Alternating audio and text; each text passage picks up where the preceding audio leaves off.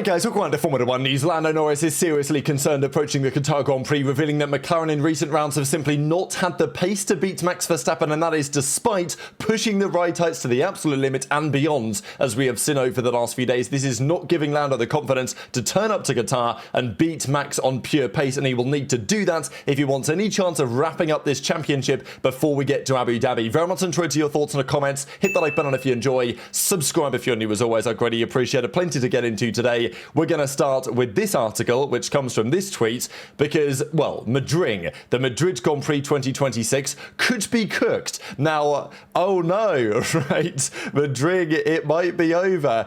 Well, they have a couple of pictures of what's currently going on at what is meant to be the Madrid Grand Prix circuit for next year, which, yeah, I'm not looking forward to this one. Well, I'm looking forward to the entertainment value, I will say. It's like an industrial park on the outskirts of Madrid. You know how these Grand Prix tends to go. It's local, council, government, whatever. They're putting a lot of money in for questionable reasons. And, well, they've got some pictures of it. They're talking about the excitement of this amazing Grand Prix.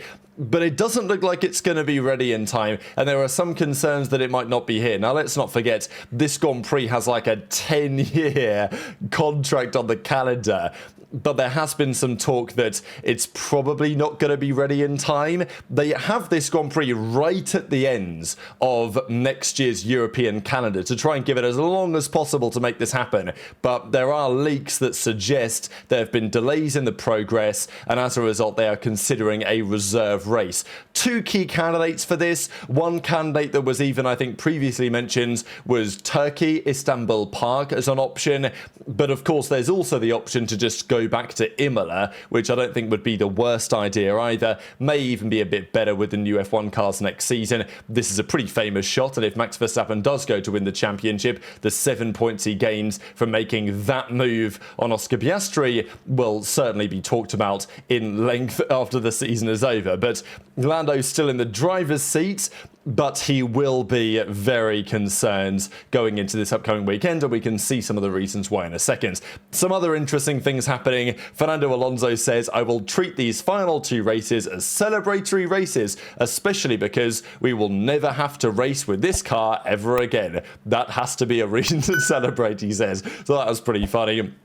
Like, Alonso's fed up with this car, he's fed up with the team and the dynamics right now, but as every driver who expects greatness finds himself in a difficult car understands, he's looking forward to next year. And of course there's going to be some frustration said to the media. It is what it is. It's the same story at Ferrari, although you don't hear Lawrence Stroll coming out and saying, oh, Alonso should just shut up and drive the car. So that's a slightly different scenario. Speaking of Ferrari, I thought, looking at some of the driver salaries here, Hamilton, Leclerc, in terms of average across the team, they have the highest salaries, but unfortunately, it's been a very painful season. Even the Italian media, Corriere, comes out today and says Charles Leclerc and Hamilton are fed up with Ferrari's performance. Confidence is deteriorating. We saw yesterday discuss that if Christian Horner might end up at Aston Martin, could that involve a potential swoop in for Charles Leclerc? Leclerc isn't going to call it quits on Ferrari just yet. He's certainly going to wait until the start of next season to make up his mind,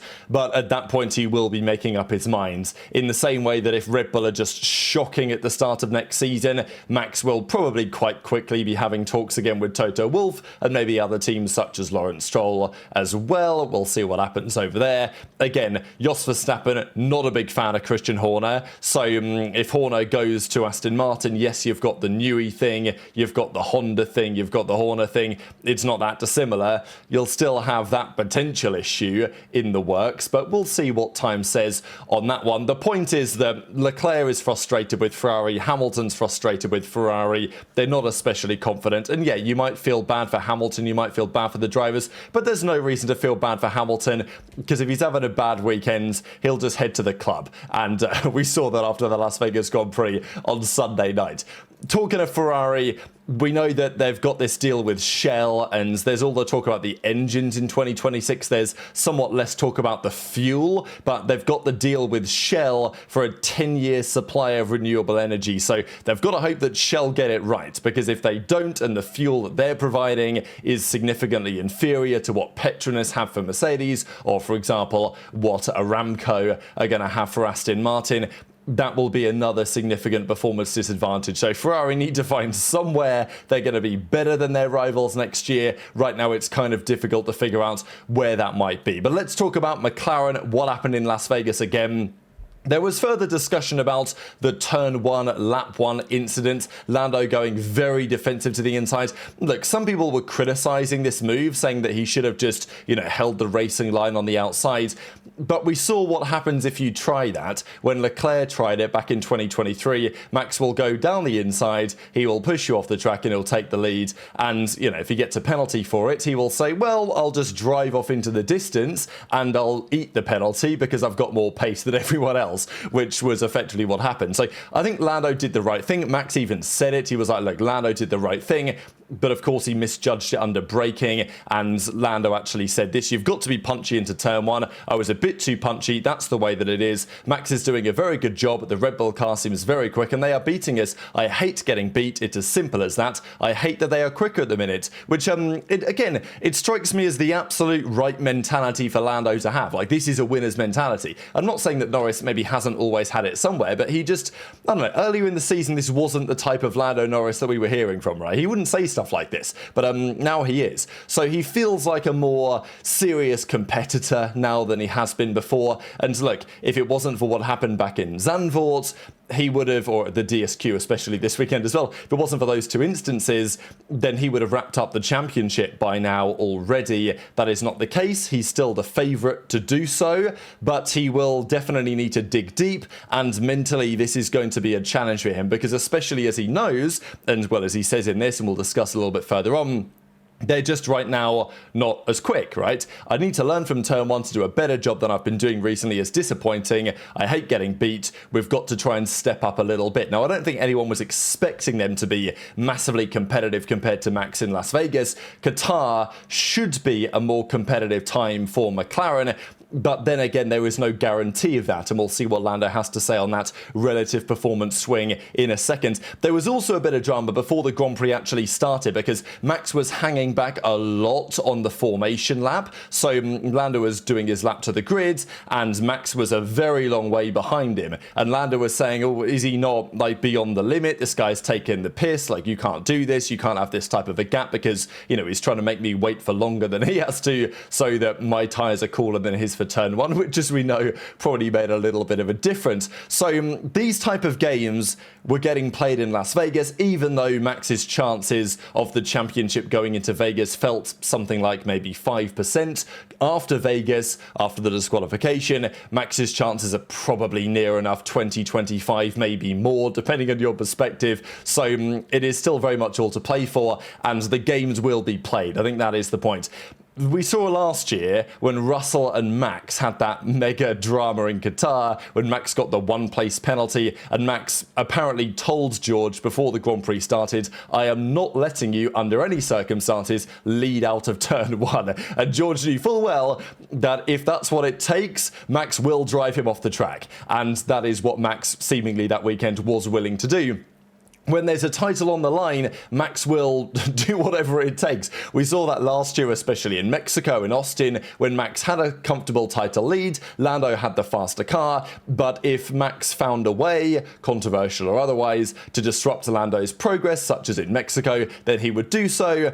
And, well, one of the reasons he won the title. This year, of course, is different because Lando has the title lead. If there's any of those three drivers who can potentially suffer a DNF, it would be Lando, right? Lando can, obviously he doesn't want to, but if he does have a DNF, he does have an issue, he can still go to the final race in Abu Dhabi, win it and win the championship.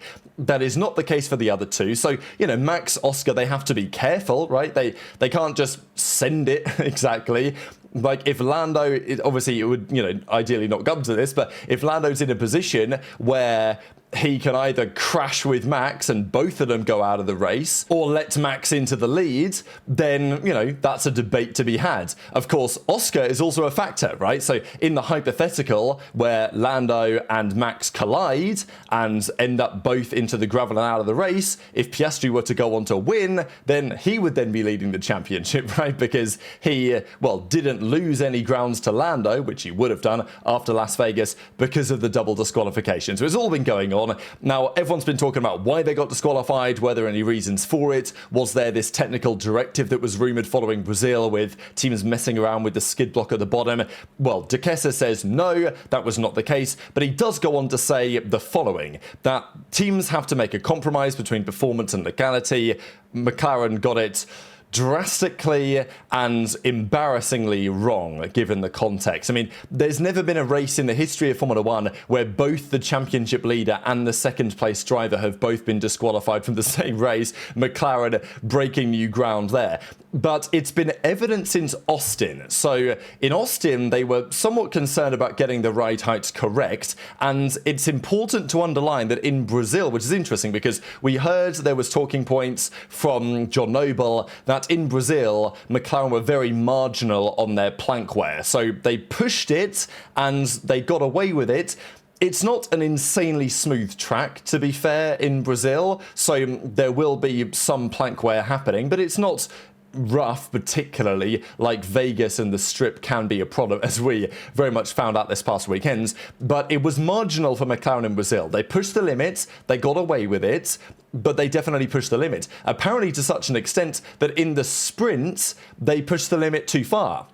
And they used too aggressive settings, and they come very close to the plank wear's limit. The same goes for those related to porpoising, and they've suffered elsewhere. So, yeah, if they'd have used the same setup in terms of ride height in the sprint in Brazil than in the main race, they probably would have been disqualified there as well. Which begs the question of why are they being this aggressive?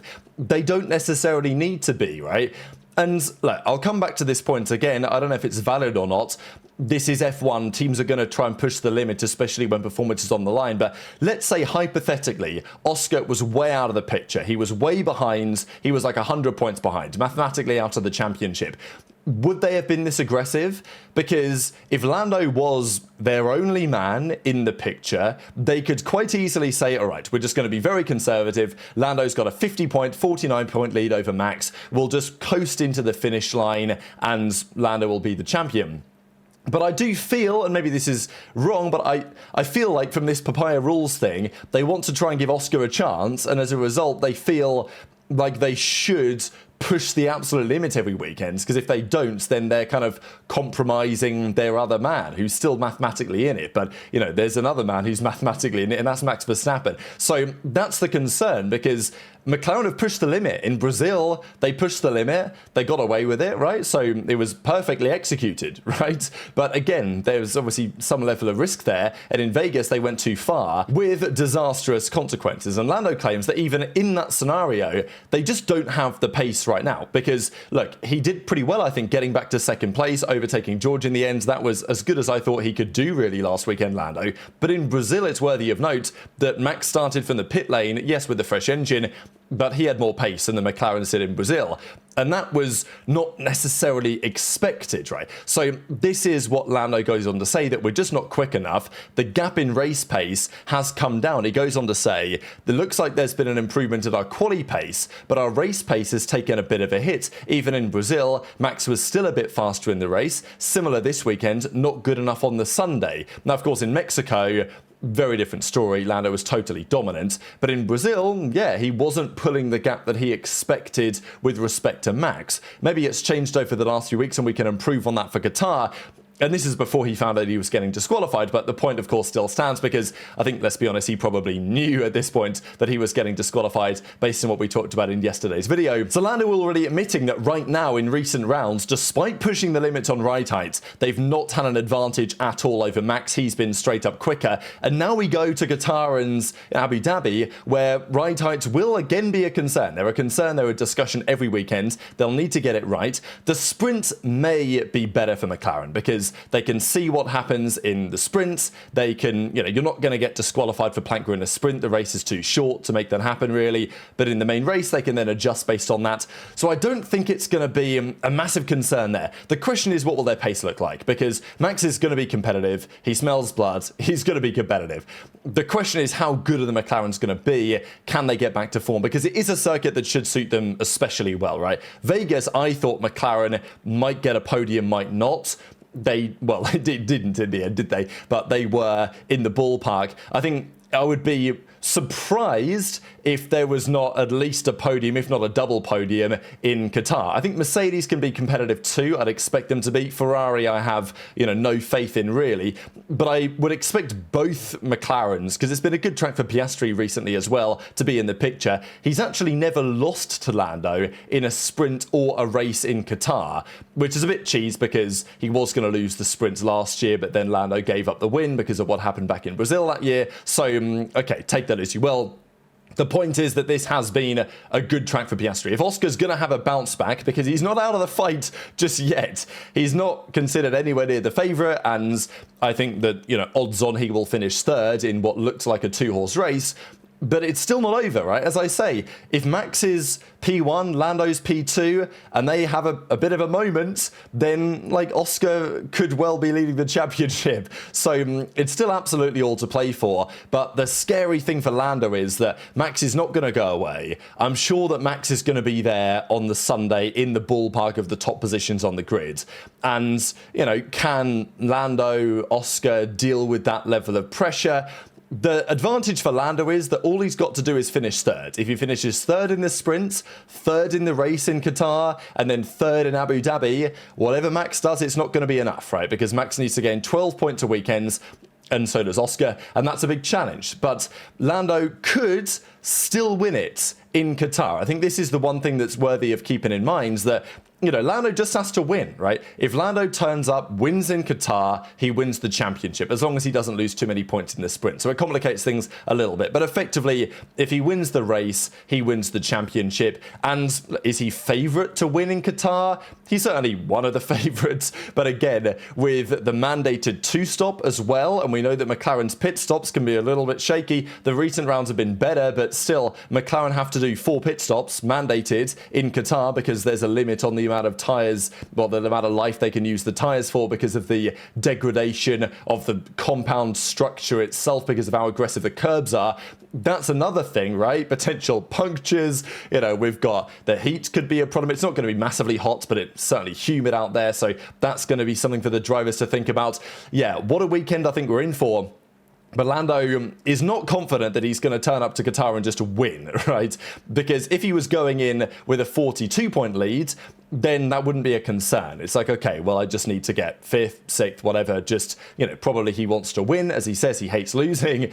But there's a lot more concern and pressure on now. I still think there's a reasonable chance Lando just turns up and gets the job done. Max, of course, won the title in Qatar last time around. I think there's a reasonable chance that Lando gets it done as well. But Max is certainly not going to go down without a fight. And as I say, Oscar will now very much feel like he's not even being talked about, which could potentially be a good thing, right? I mean, I remember when Oscar was leading the championship, Lando was in second place and Max was starting to make a comeback. All the talk was about, can Max catch up to Oscar? Whereas Lando, very shortly afterwards, with not much pressure on him at the time, quickly, went through to become the title favourite. Now it's Oscar who doesn't really have that pressure, and he's going into what should be a great track for him. So, again, it's all to play for. I still think Lando's going to do it, but, yeah, in what fashion, it's difficult to say. The final thing just to mention here, Andrea Kimi Antonelli and Mercedes, because they could be in the picture as well this weekend, and if they are, how does that affect Max, the McLarens? Antonelli's had an amazing last 2 weekends. If you guys are familiar with the titanium dioxide theory, that he performs well when there's titanium dioxide as a food additive, there is certainly a correlation here. But for all you Antonelli fans, unfortunately, it is banned in Qatar, which may be a good thing if you're if you're one of those other championship contenders and you don't want Antonelli messing up the points. So very much enjoyed your thoughts on all this stuff in the comments. Hit the like button if you enjoyed. Subscribe if you're new. Take care, and I'll see you next time.